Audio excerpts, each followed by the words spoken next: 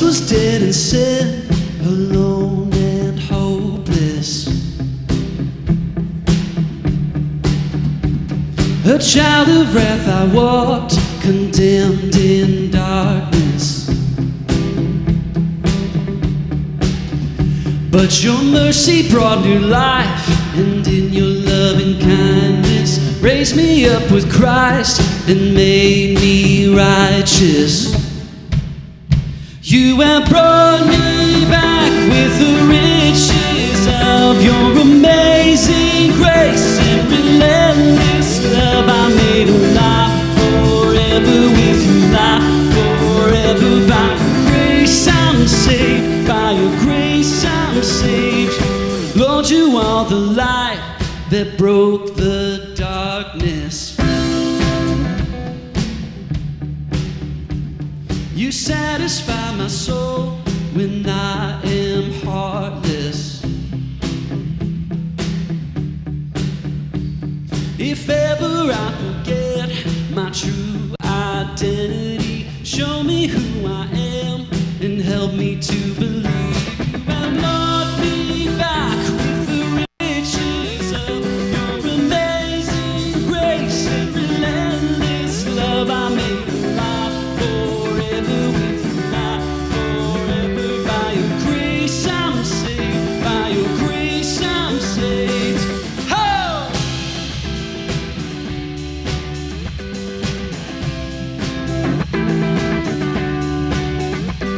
My sin has been erased. I'll never be the same.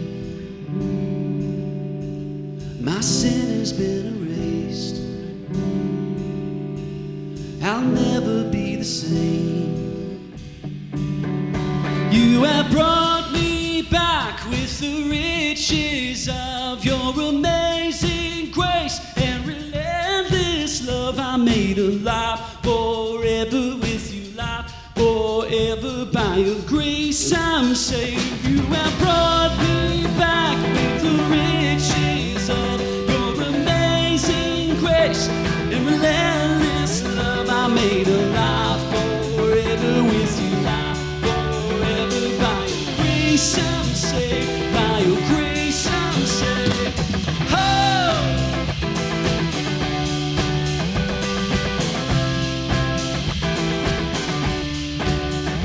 Hey!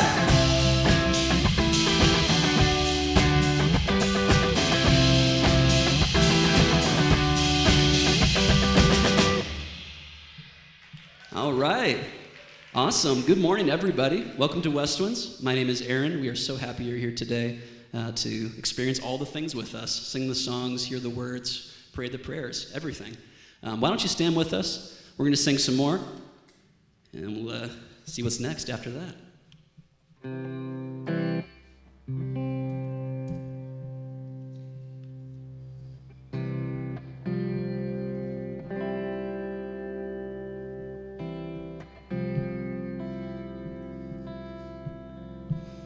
There is a promised land waiting for me. Sometimes there's an ocean that lies in between. And I'll keep on traveling the path where you've been, till I'm right where you want me. That's where I will be. Freedom is coming and it has a name. Oh, no room for my chains. Oh, you take them away.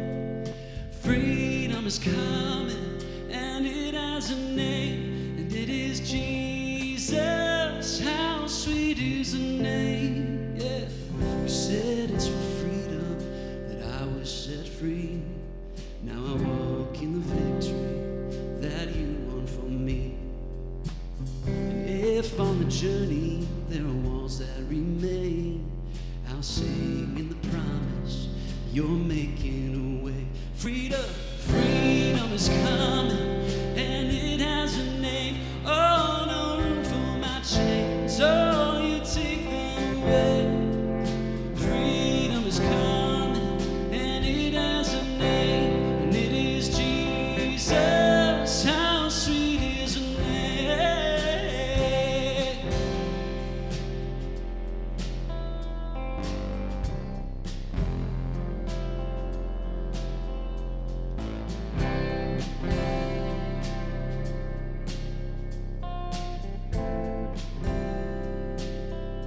one by one, chain by chain. Watch them fall as we lift your name. Strongholds break, sin erased, washed by grace in the power of your name. One by one, chain by chain, watch them fall as we lift your name. Yeah, strongholds break, sin erased, washed by grace in the power of your name. Oh, one by one, chain by chain, watch them fall as we lift your name. Strongholds break, sin erased, washed by grace. Freedom is coming.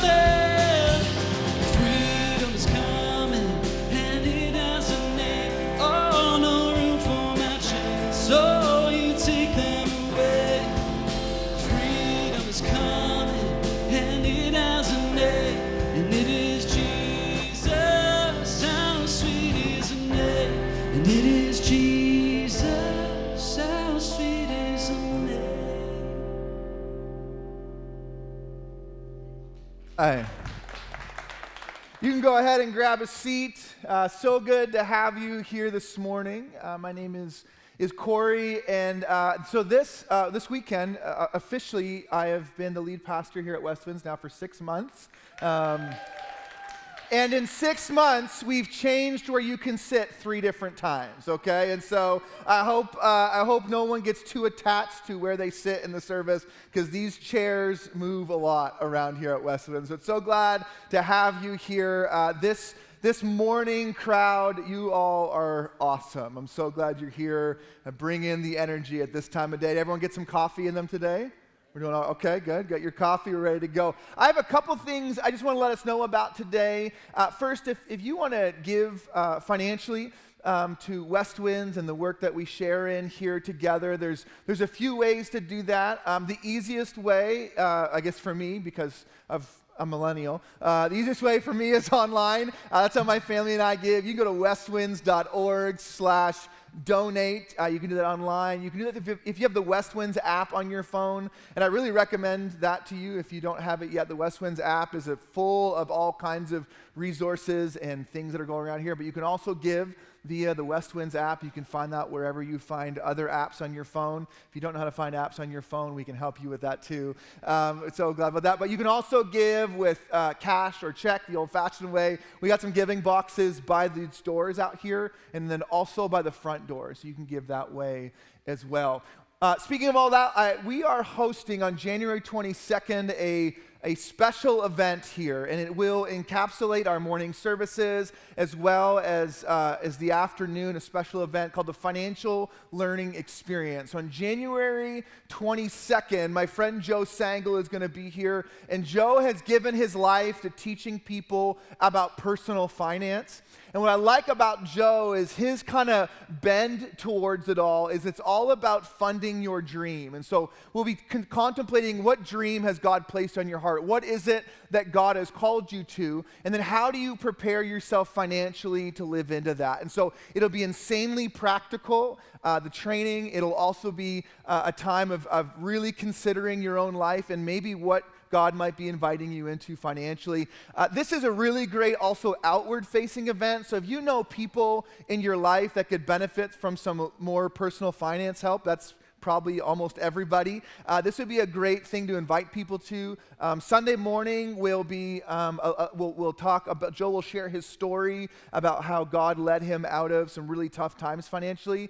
And then the afternoon event will be just straight up training. So you know the people in your life and what might be an appropriate thing to invite them to, but would encourage you to be there and make sure you're there and invite anybody else who you know that might benefit from that. Last but certainly not least, I want to draw your attention to a couple people in our community. As many of you know, we are in some seasons of transition. That's what brought me here. And some other areas of our community, we're also in transition. And there's been some key people from our community that have emerged to help us in this season of transition. The first is Aaron. So Aaron here, yeah. So for the next little while, Aaron has stepped into an interim music director role. And so Aaron will be leading our teams and helping prepare for these weekend gatherings. Aaron's been a part of Westwinds music for a really, really long time. You've seen him play about every instrument on stage. But he'll be doing a lot of the behind-the-scenes work, too, and helping the band prepare and serve in that way. So we're really thankful for Aaron in this season. The second is, actually, she's in this service. She wasn't probably want me to do this, but Kiki Pratt is all the way at the back. If you have kids, you would know that Kiki is often at the check-in area on Sundays. We have a full kids program in our second service each week. Kiki is going to step into an interim kids director role in this season and really serving our teams there. We have a really strong group of committed people serving our kids every single week. We can always use more. But Kiki is going to step in and lead that team for a season. So we always want to celebrate folks around Westwinds who are coming into new parts of their calling and their vocation in life. And those two, especially in this season, we thank you, Aaron and Kiki, for serving in this way at this time. So we're going to sing some more today. And the rest of today's gathering is going to be a little bit different, which again, it's Westwinds. You're getting used to that. My teaching today, I'm going to split it up into 3 different sections. I'm actually going to give 3 short teachings about something called Epiphany. And so I'm going to teach a little bit, we'll sing. I'm going to teach a little bit, we'll sing. I'm going to teach a little bit, and then we'll sing. And those teachings will be 8 to 10 minutes each. So if you want to time those and make sure I stay on track, you can do that as well. So we're going to sing, and I'll be back in a few minutes to talk about Epiphany. Why don't we stand and sing together?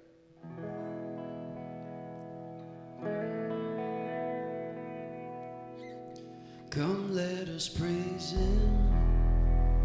Let us kneel at the throne of our God. Through His Son our salvation was bought with mercy and grace. Come, let us bow down. In His hands are the depths of the earth. With one voice we proclaim His great worth. Lord our God, and we will seek Him, our rock of salvation. Morning by morning, with thanksgiving we come, and we will bow down, with creation we cry.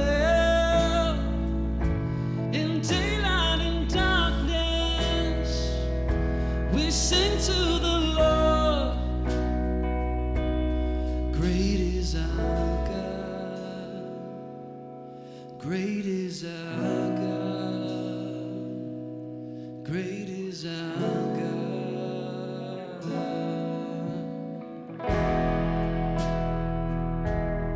Lord of all nations, we thank that the end of our days in your courts and declare your great ways in spirit and truth. We long for your kingdom. Bring your thunder and gather the earth. All who tremble will tell of your worth. Lord our God, and we will seek Him, salvation. Morning by morning, with thanksgiving we come, and we will bow down, with creation we cry. In daylight and darkness, we sing to the Lord.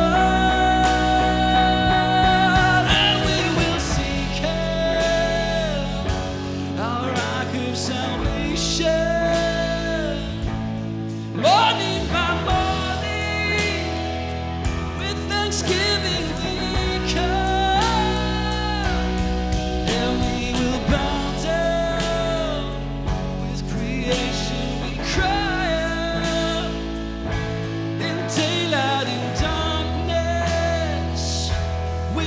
to the Lord. Great is our God. Great is our God. Great is our God. Great is our God. Great is our God. Great is our God. Great is our God.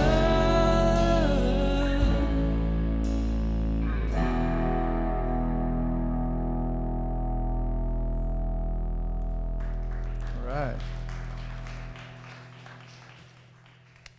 You can go ahead and grab a seat. So, Epiphany, if you have any kind of history in maybe a more liturgical or, dare I say, traditional church, you might be familiar with Epiphany. If you haven't, you might not be familiar with Epiphany. So what I love about Epiphany is it extends the Christmas season. You know, I think in more current forms of church, we like to end with the splash. And so Lent ends with Easter, splash, and then it's over. And Advent ends with the Christmas Eve service and splash, it's over. But actually in the church calendar, in the historic church calendar, the season is not called Christmas. It's called Christmastide. And Easter is not just called Easter, it's called Eastertide. Because the idea is that we don't end the story with the splash. That the splash is the beginning of something new. And that Christmas Eve, the celebration of the birth of Christ, for Christians is the start of our calendar. It's not where we celebrate that something has ended, but we celebrate that something has begun. And so Epiphany, usually it happens right after Christmas, and then the Sunday following is when we would talk about it together as a community. And so today I want to talk about Epiphany. And this word Epiphany is it's like an awakening. It's like a realization. And so the traditional Epiphany story is the story of the Magi finding Jesus, coming to Jesus, and the entire trajectory of their lives changing. This is what Epiphany in the way of Jesus does, is that something awakens and everything is different beyond that point. See, when Jesus is born, there's this powerful leader, a powerful leader named Herod, and Herod is, can I say it, a little bit insecure about his leadership? Herod, throughout the story, has multiple moments where he feels threatened by Jesus. And what's fascinating about the whole thing is it starts when Jesus is just a child. Herod's hearing about this Jesus and the momentum and favor he's gaining. And he gathers some of his most trusted people, and they say, "What can we do?" And they don't come up with great answers. And so Herod turns to some folks known as magi, these kind of magical astrology people looking to the stars for answers. And he says, "Well, can you find the Jesus?" And they're like, "We think we can." And so these astrologers go out and they look at the sky like they had done so many times before. And there's this star in the sky. They decide that's the star we're going to follow to Jesus. And when they find Jesus, they're faced with a decision, right? Do we turn Jesus into Herod, or do we bow down and serve Jesus? The title of this little 8-minute talk is A Star and a Kingdom. Because Epiphany in this story invites us to consider the star in which we follow, in which kingdom that star is leading us to. The Magi follow this star to Jesus, and they're faced with the decision to take the bounty they have and give it to Jesus in worship, or turn Jesus in to receive a bounty from King Herod. I mean, this would have been a career-defining opportunity for them. The most powerful person in their world has given them a mission he tried to get lots of other people to accomplish, and they were the ones who found Jesus. But instead, the trajectory of their life changes. They are forced to either honor the baby in the barn or the king in the castle, to either give up their bounty to honor this child or receive a bounty by turning him in. They've spent their life in pursuit of such a discovery, and they choose the prosperity of the baby rather than their own prosperity. They would not bow down to King Herod, but rather bow down to King Jesus. They would not sell this discovery, but rather reorient their life in response to it. See, there are many times that encounters with Jesus do this in the Gospels, where people are faced with a decision. Will they reorient their life in a new direction because of the epiphany of Jesus? Or will they continue the trajectory they once hold? Do you know it's possible to call into question the trajectory of your life? See, there's a reason Epiphany sits in the church calendar every single year, because I think this question needs to come before us often. What is the star in which I am following? And what trajectory is it leading me on? Is the star you're following worth it? All the resources that you spend on the trajectory of your life, the things you spend your time on, the things you give your energy to, the things you stress about, the things you spend your money on, the way that you use the gifts that you have in your life, is the trajectory of your life worth all of that? Does it head in the direction you want it to head into? Yeah, I think this Epiphany question is not a Christian question. Just when we're here, we're going to talk about it in the way of Jesus. So I think all humans have the opportunity to step back from their life, consider the trajectory of their life, and decide, is this where I want my life to go? But when we gather together as a Christian community, and we follow the story of Jesus, on Epiphany we consider, is the trajectory of our life leading us towards the Jesus as he's described in the Gospels? Or is the trajectory of our life leading us somewhere else?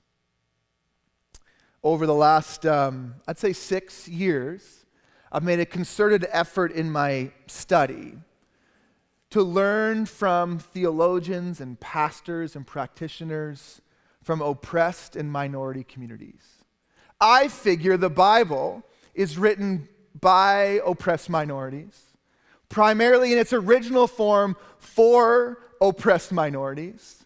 Yet my education was primarily guided by white theologians who had a lot of cash in their bank accounts.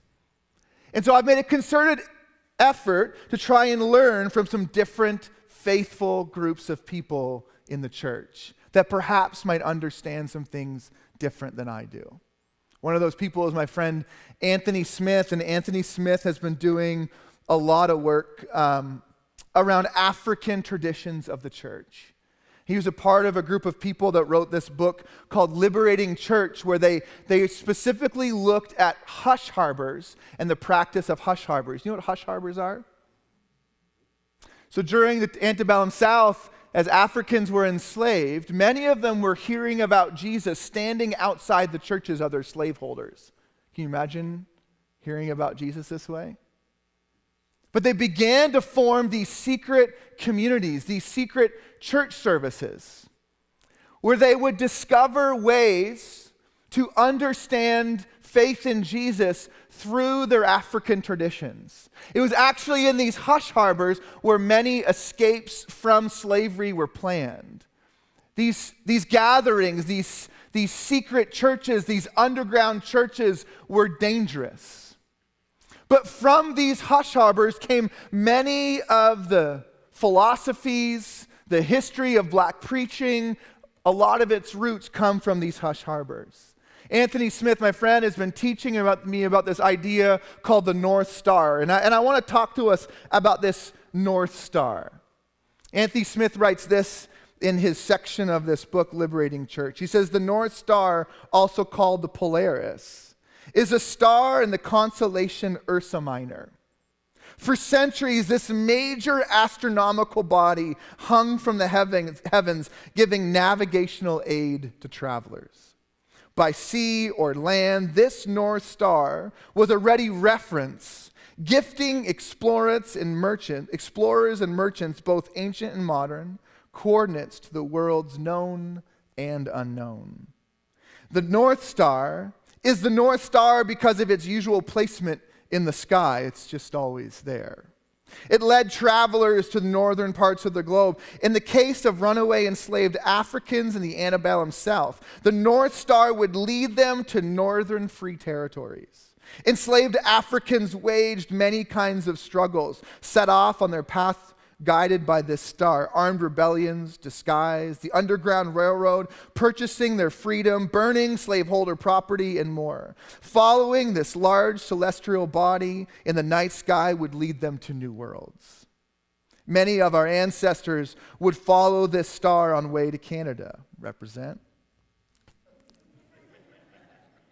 It is in these northern places, away from the surveillance of slaveocracy, that they would build new lives and worlds for their children and descendants. The North Star for participants in hush harbors came to symbolize the possibility of a new world, a free and just world, a world free of domination and oppression for those that participate in modern day hush harbors or liberating churches. The North Star may not be a faraway geographic location. The North Star may be a reference point for a new world the Spirit is making in our midst. The North Star may be more than a pointer to a new spot on the planet, but for us to sojourn to, it can be that as well. For those of us on the collective journey of decolonizing our souls, the North Star points to new theological and ecclesiological coordinates, which he uses this Greek term loci imperium, the heart of the empire.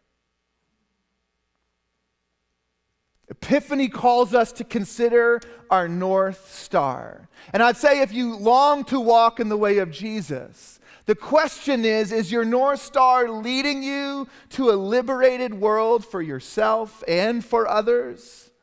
Or is your North Star leading you to being the king of your own kingdom? I've been talking about this a lot for our community. I've been using this phrase that I long for us to become good news for those among us who receive the least amount of good news. This is a kind of North Star kind of statement. It's a statement that we can set before us, a trajectory we continue to move towards. On this Epiphany, this first consideration is, would you consider the North Star in which you are following? This Epiphany, are there elements about the trajectory of your life that may need adjusting? How does your North Star lead you or not lead you towards the Jesus described in the Gospels? Perhaps this year, this is the Epiphany story you'll take with you on the journey, considering your North Star. Let's sing together as we consider these questions.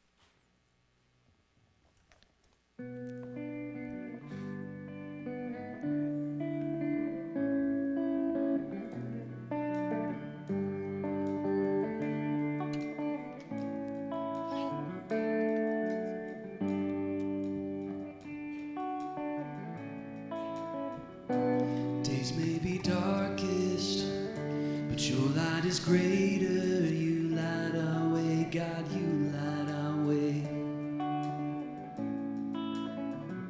When evil is rising, you're rising higher with power to save, with power to save. You keep hope alive, you keep hope alive from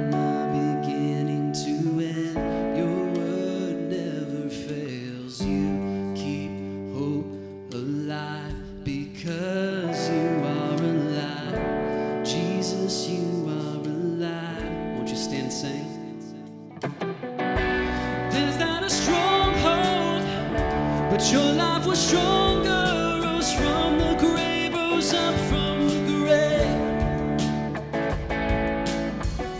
When evil is rising, you're rising higher with power to save, with power to save. Oh.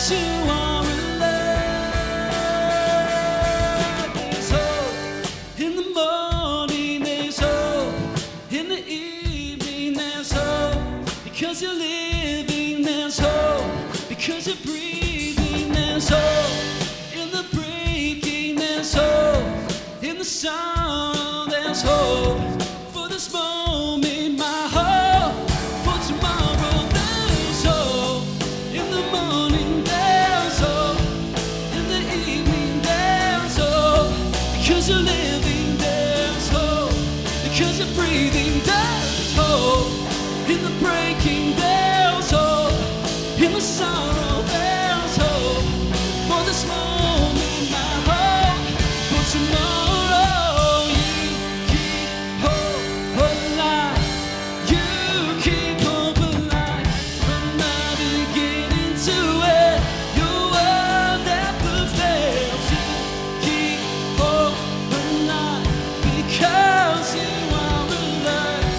Jesus, you are alive. You keep hope. You keep hope alive. You keep hope alive. From the beginning to end, your word never fails. You keep hope alive because you are alive. Jesus, you are alive.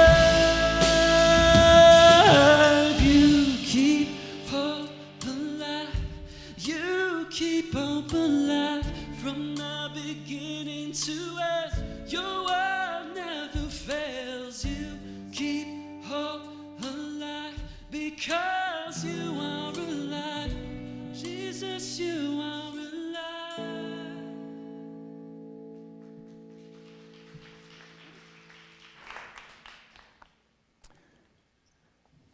The second big Epiphany story in the story of Jesus is the moment of Jesus' baptism. Jesus' baptism is an announcement to the world that Jesus is human, but also divine, that Jesus is God and human. So before Jesus, there was this man named John the Baptist who was announcing that the kingdom of God is here, referring to Jesus. Now, this is an interesting turn of phrase. It's a turn of phrase because up until that point, it had been common to say that the kingdom of God is near. It was a statement of hope, that there's something better than this coming, that we have this future, it's near, it's close. We as a community can live into freedom even though our lives feel like struggle. So when John the Baptist is announcing the kingdom of God is here, he's talking about Jesus. And he would baptize individuals that wanted to say they would go into the water and come out of the water with a commitment to give their lives to this present Jesus, this person named Jesus who John was announcing was here. We still practice baptism in the church today because of this moment. The reason baptism is what it is in the church today is because we believe it's a tradition that Jesus started, that we do this in the way of Jesus. One day as John was baptizing individuals, you wouldn't believe who showed up. Jesus. As Jesus finds his way through the crowds, he says to John, "I'd like you to baptize me." And John is like, "No, I can't." And Jesus is like, "No, you must." All right, And so as John baptizes Jesus, the story is told that this dove comes from the heavens or the sky. And there's this voice from heaven as reported in the scriptures. It says, "This is my son with whom I am well pleased." The title of this section of teaching is about a dove and a desert. A dove and a desert, because in this moment, God announces Jesus' central being, right? That this is my son, that I am pleased with this person of Jesus, this human being who is fully human and fully divine. And you would think from this moment would begin Jesus' ministry. You would think this would be the moment that kicks the whole thing off, right? This divine affirmation has been spoken. Now it's time for Jesus to go and do all the Jesus things. But in fact, it's from this moment that Jesus enters the desert. See, it's in this moment that God empowers Jesus to live out his purpose. But it's upon receiving these words, receiving this epiphany, that Jesus must face the desert. See, the purpose of Jesus was to be human for the sake of humanity as God. So he goes to the desert to face the temptations that would be for him many times in his ministry. See, it's so important if we're going to enter a season of the desert that we understand who God has called us to be. In an epiphany, there is this moment of reflection on who does God say I am? See, we can talk about a North Star and following a North Star, but sometimes there's a deeper work that needs to be done in considering who God says you are. But who God says you are is not the end of the story. So I think sometimes what can happen is we recognize who God says we are, and then we avoid the desert of our life, right? We avoid the things we don't want to look at, the things we don't want to consider. But Jesus shows us a different way to handle the epiphany of the dove, to handle the epiphany of divine affirmations. Jesus teaches us to go to the desert, to consider the things in our life that threaten the very thing God has called us to become. I think in the desert, Jesus teaches us that the means do not justify the ends. See, if the dove dies in the desert, then nothing has been accomplished, right? If Jesus gives up his calling in the desert, he can't come out of the desert and fulfill the things that God has invited him to fulfill. See, the privilege that Jesus has access to in this story must be challenged in the desert. See, because there's the liberating thing about Jesus is that he was human, had access to the privilege, and laid it down for the sake of other people. This is what's compelling about the Jesus story. There's nothing liberating about a story of a person of privilege who uses all that power just to serve themselves. That's not a compelling story. That story didn't kick off 2,000 years of church history. That story has not inspired generation after generation after generation around the globe to lay down their lives also for the sake of others. The story of Jesus is a person, a human with immense privilege, laying it down for the sake of his calling. And this is what was so compelling about the earliest Christians. You know, the earliest Christians were called people of the way. There was a way about them. The earliest followers centered Jesus in their life. They longed to emulate this power laying down tradition of Jesus. See, they understood that the way of Jesus accomplishes the purpose of Jesus. That it's not about just what we do, but it's about how we do it. It's the way that's so compelling about the story, not the results. This concept is so important when we consider how we spend our own lives. There is a temptation in our own lives to ignore the desert because we long so much for the dove, but it's in facing the desert that we can discover the way of Jesus. Do you know that your calling in life, your own calling in life, can be a big threat to your life if we're not willing to face the desert? I've certainly been there in my own life. I was 28 years old. I was working at this church. For 3 years, I worked at this church, and it was during those 3 years identified as one of the fastest growing churches in America. I'm 28. I'm leading the creative team, sitting on the executive board of this church, having all kinds of opportunities at a really young age. We had our first child. We bought our first house. This season, from the outside looking in, was really, really good. The truth was, I'd go home at night and sit on the floor with my beautiful kid, and I couldn't even focus on what the kid was doing. My brain was somewhere else.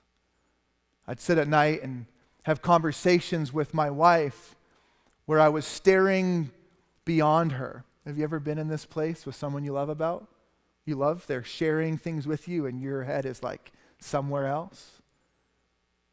I found myself sitting in my office at work, staring at my computer, and I would check the time, and 2 hours had gone by and I had done nothing. They just gone. Clinically, the season I was in is what people would call burnout.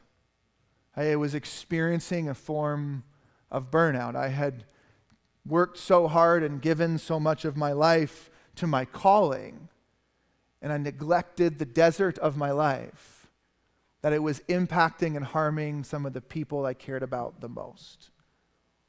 My friends J.R. Woodard and Dan White Jr. write about Jesus' time in the desert as 3 major temptations. And I connect with these, you may not, but they would say that Jesus was tempted in 3 ways. The first was to be productive. See, Jesus is in the desert, and Satan says to Jesus, if you are the Son of God, tell these stones to become bread. This temptation to use his privilege to be productive. Produce something, Jesus. Use your divinity to feed yourself. I'd say the second temptation of Jesus was to be powerful. Satan says to Jesus in the desert, take control, apprehend what you deserve, and command the angels concerning you. You're in this terrible situation. Do whatever you can do in your power just to get out of it. Be powerful. And the third temptation was to be popular. Satan says to Jesus late in the season of temptation, after spending day after day after day in the desert, he says all of this, and he puts before him all these cities and people. He says, all of this I'll give you if you'll just bow down and worship me. The temptation to be productive, powerful, and popular are certainly temptations I had to face and continue to have to face in my own life. Because if I don't face the desert, I can kill the dove. If I don't face the challenging things in my life, the temptations in my life, it can destroy the very thing I long to live for. I'm learning over and over again, it's possible to do things for Jesus and not be doing them in the way of Jesus. I'm learning over and over and over again, it's possible to do things for Jesus and not be doing them because of Jesus. This is what the epiphany of Jesus invites us into, the epiphany of his baptism, as he had access to all these things he could do. But Jesus chose instead to face the desert of his ministry, to face the temptations he would soon face over and over and over again, and stand up against them. Because it's possible, let me say this again, to do things for Jesus and not do them in the way of Jesus. It's possible to do things for Jesus and not do them because of Jesus. It's in the desert where the way and the why behind the life we live gets challenged. Maybe it's this year that this epiphany marks a decision in your life to face the desert you've been avoiding, to consider the things that threaten the very calling on your life. See, I believe that God calls everybody to participate in his kingdom. That calling is not something that I have privilege to because I'm this pastor. In fact, that calling is something we all get to wrestle with. And that God is inviting all of us to participate in the way of his kingdom in a way that is divine and unique to you. But the biggest threat to that is the desert you refuse to enter. Perhaps this year will be the year you choose to step into the desert. And remember that God loves you and cares for you and will empower you to walk through that desert. Because on the other side of the desert is a powerful ministry in the name of Jesus.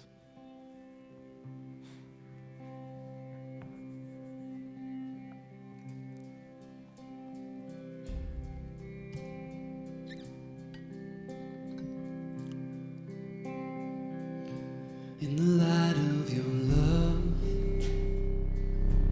so pure and so clear. There's nothing I want and nothing to fear. You tell me that I'm free as a child. I've nothing to fear in the light of your love. In the light of your love, my heart is your home, never abandoned, never alone.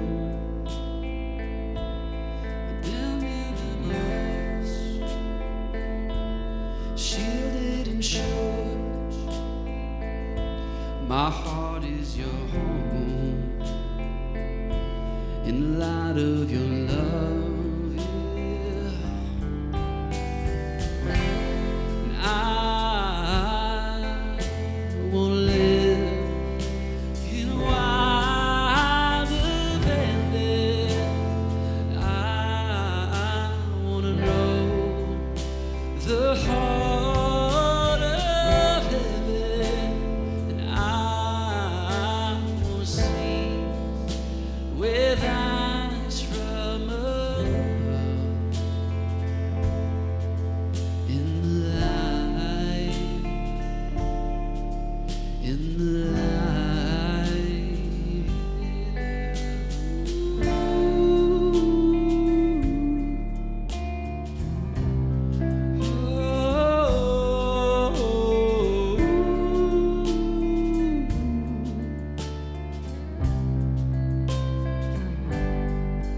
Will you open up my eyes? Will you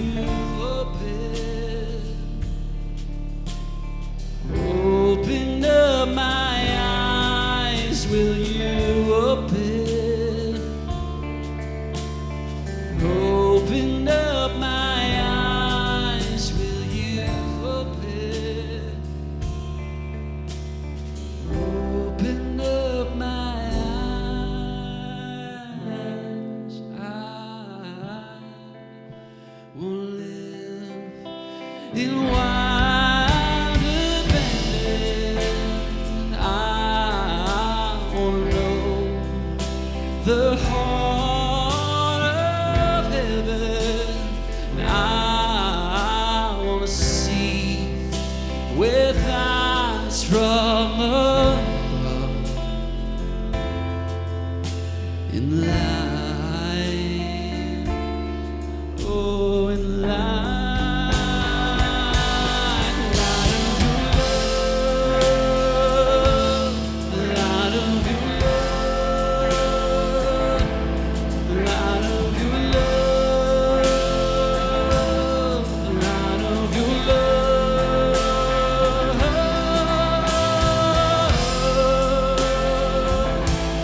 the light of your love, the light of your love.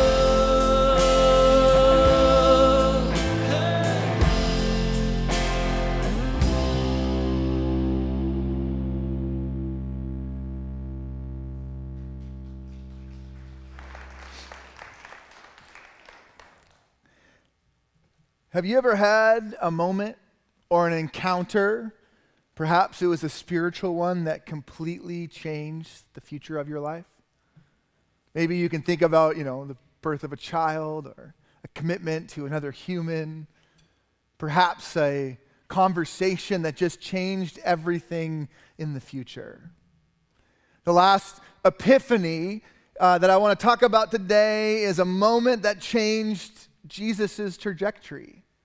It's Jesus' first miracle, right? Jesus ends up at this wedding. And these people planned this wedding and they ran out of wine. I don't know if you've ever been to a party where the alcohol runs out, but this is not time of celebration. But a wedding is supposed to be a time of celebration. It's a time of hospitality. It's a time when the people you love and care about most, you want them to experience this celebration with you. You long that people leave your wedding, at least I think most people do, feeling like they've been cared for and loved. And so running out of wine at this wedding was a big deal. And so Jesus' mother comes to Jesus and like, Jesus, like, we know you're the guy, right? You and me know. We've been together a while. Like, I know that you could fix this. Could you do something about this, Jesus? And Jesus is like, this is not my time. This is not my time. Side note, he ends up doing it. So I wonder sometimes if the mom knew it was time, but the son wasn't quite sure yet. Any moms in the room relate with these kinds of... Can we just listen to moms more often? So it turns out that Jesus turns the water into the wine, and it changes the trajectory of his life. Because now people start talking that this guy is performing miracles. He's doing the miraculous. When Jesus turns this water into wine, he sets the clock. He sets the clock on what will eventually lead to his murder, his death. And as we know the story, eventually his resurrection too. But in the human sense, he sets the clock on his life.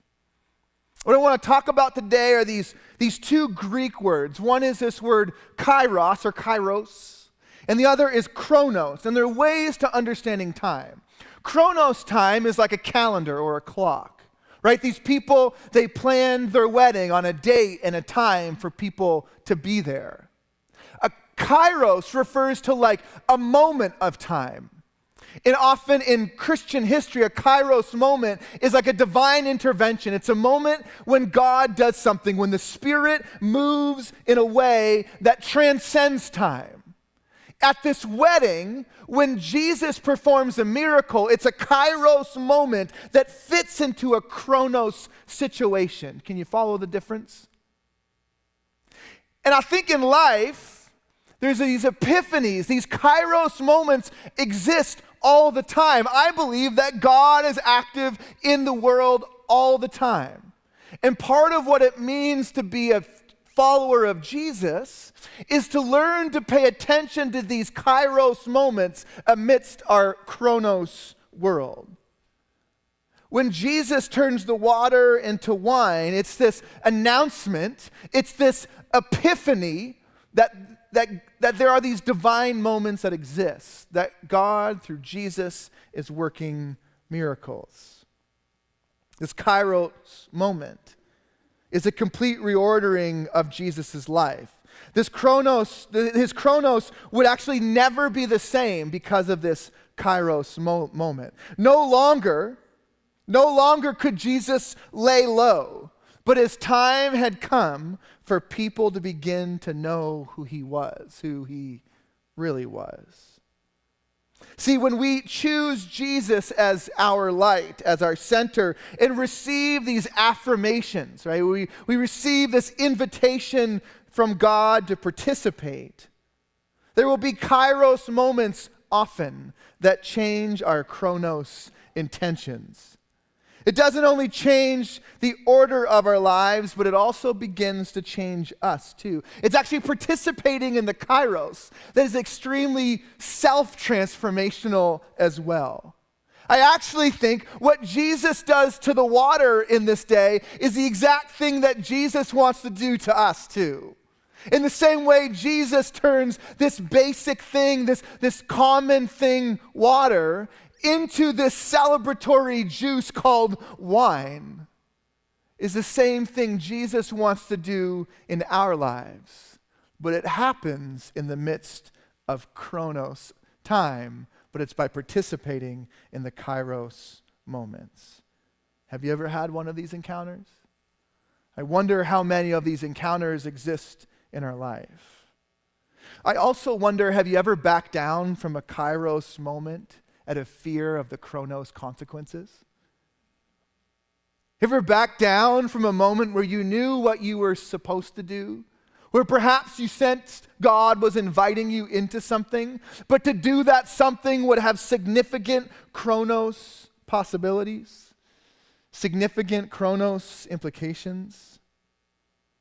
I wonder, this epiphany, what God might be inviting you, inviting us into, that could potentially have chronos implications, that could potentially reorder our lives.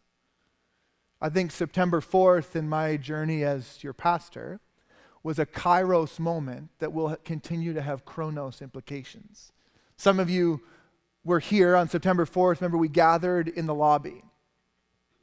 And we had what was called an installation service, where I became installed officially as the pastor of Westwinds. And on that day, I made 4 commitments. Out loud, I made these commitments. It will have chronos implications. It was 4 commitments of my leadership that I felt like I'm going to say these out loud so that people can hold me accountable to them. It's a kairos commitment that will have chronos implications. I committed to you that I would lead us in a way that Jesus would be the center of our church. That we would always make an effort to center Jesus in everything we are and everything we do. I committed, the second commitment was that we'd have practice-based belonging, that people would not belong because they believed the right things or thought the right things or dressed the right way or behaved the right way, that we belong through practicing the way of Jesus. It's not doctrine, beliefs, not a certain social status or how much money you have in the account, but practice. I committed on that day that we would make an effort to be good news to those who receive the least amount of good news, that this would be the trajectory for us as a church. And I committed on that day that we'd be a place for lovers, that we would love each other in the way of Jesus, that we would learn what it is to love each other, and that this community would know we are Christians by the way that we love each other. Now, these commitments could just be airtime, right? I could just get up and say these things. But if these commitments are a kairos moment, they will have chronos implications, that we will come up against decisions every single week, every single day in the life and times of our church that will move through this kind of a filter, It's a kairos moment with chronos implications. Some of you might remember another Sunday, my friend Dr. Joanne Lyon spoke here. She got a standing ovation. I've never got a standing ovation, but that's fine.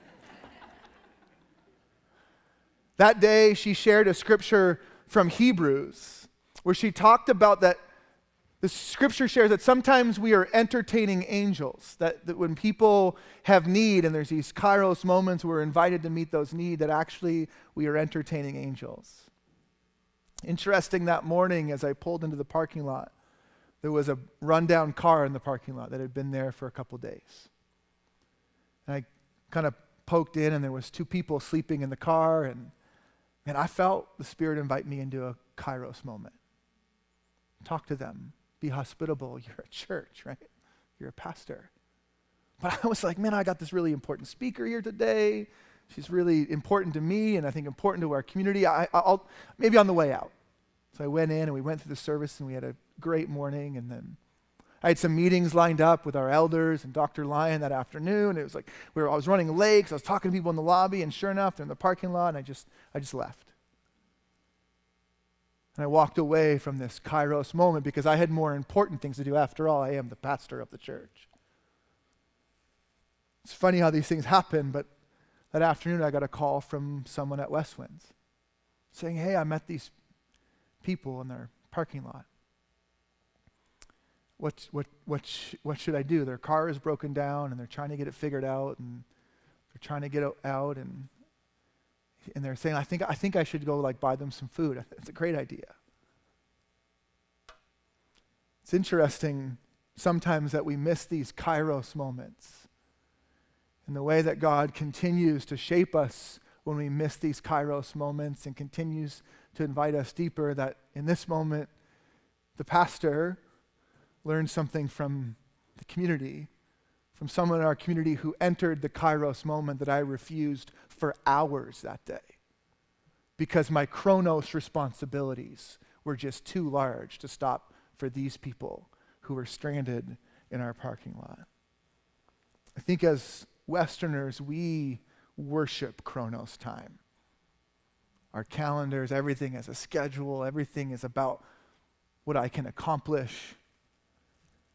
But I think what God is inviting us into more and more and more are these kairos moments. They're everywhere around us all the time. And I wonder if this epiphany, maybe for you this year, would to be intent, to be maybe paying attention to these kairos moments. That this epiphany might be a day when you decide, God, I'm going to say yes to these kairos moments in my life whenever I see them. I'm going to take some risk in my chronos life to enter these kairos opportunities. Why do we organize the service this way this year? Is because my hope is that this year you would take one of these three stories with you on the journey of this year. I think this would be a lot to try and take it all with you at once. But maybe for some of us, the story we need to carry with us is a change of the trajectory of our life. That this epiphany you would take with you throughout this year and work towards, in the way of Jesus, changing the trajectory of your life. Maybe that's your epiphany at this year's Epiphany. Or perhaps some of us in the room, the story we'll take with us is Jesus in the desert. Maybe there's some of us that have a desert we've been avoiding for a really, really long time, and this is the year we will no longer avoid that desert. This is the year where I'm not going to allow that desert to be a threat on the calling of my life. I'm going to walk that desert in the way of Jesus and pursue healing and health in the future. Or perhaps the story you'll take with you is the story of the first miracle. And consider that this is the year that you're going to live into kairos moments again and again and again, and not be enslaved by the chronos reality of our world. So here's what I'm going to do. A year from today, I'm going to speak the same message. It's going to be Epiphany again. Did you know that? A year from today, I'm going to preach this exact same message. We're going to look at all three of these stories again in 1 year's time. And what I want to encourage you to do is take one of these with you on a 365-day journey. And a year from today, when I speak this message, we will ask each other, we will consider, how has God changed me and transformed me because of the epiphany that I took with me on this year's journey. Does that sound like a plan? All right. We're going to sing together, and then we're going to go out in light of Epiphany.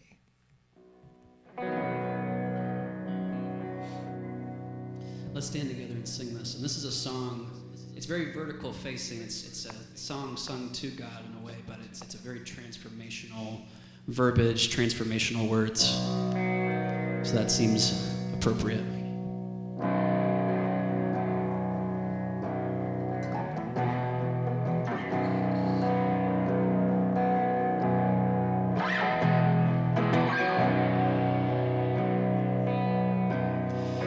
I searched the world, but it couldn't fill me.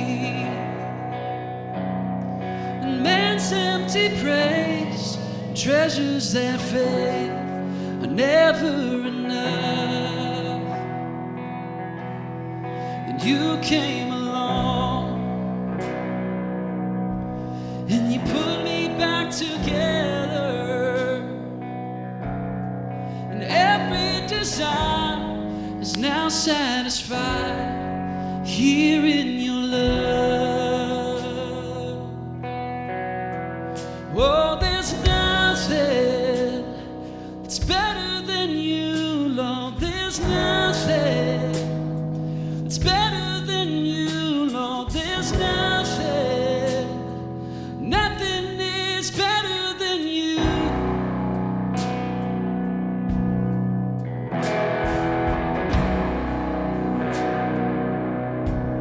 Oh, I'm not afraid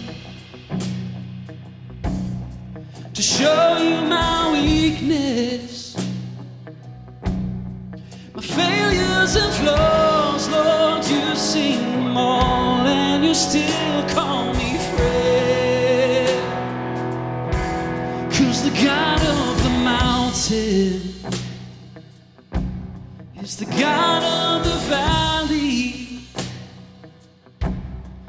There's not a place your mercy and grace will not find me again.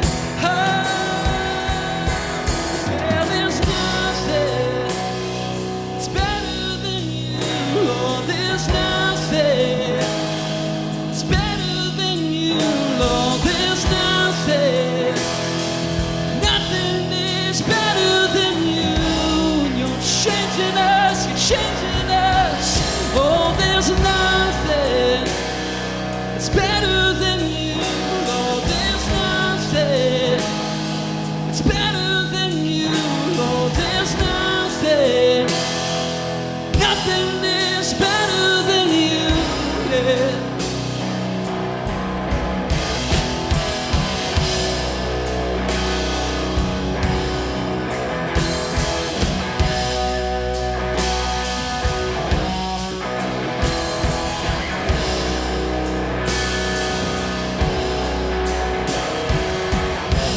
Turn mourning to dancing.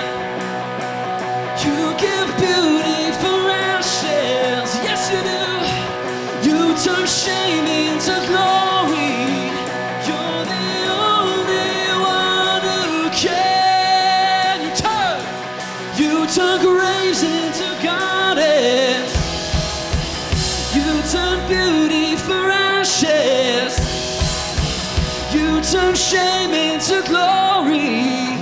You're the only one who can.